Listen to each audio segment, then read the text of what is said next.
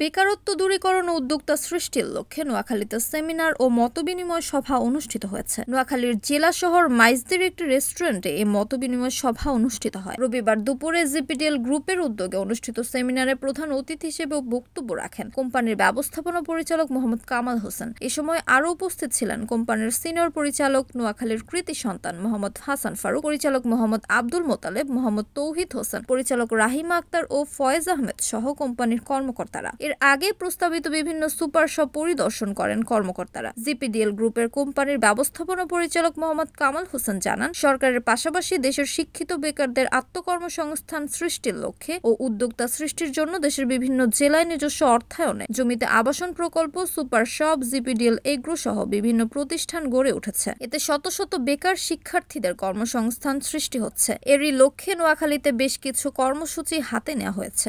নিম্নবিত্ত থেকেও আমাদের এখানে উঠে চলে আসুক, যারা শিক্ষিত বেকার এবং শিক্ষিত যুবক, শিক্ষিত মেয়েরা আজকে অনেকে চাকরি পাচ্ছেন না। দেশের প্রায় ৪৫ লক্ষ শিক্ষিত বেকার যুবক আছে, তাদেরকে সামনে রেখে আমরা আমাদের এই কোম্পানি পথ চলতেছে 2023 সাল থেকে। ইনশাল্লাহ নোয়াখালীতেও আমরা অনেকগুলো সুপার শপ করার জন্য আজকে। Mohammad Suman Bhuiyan, NAN TV, Noakhali.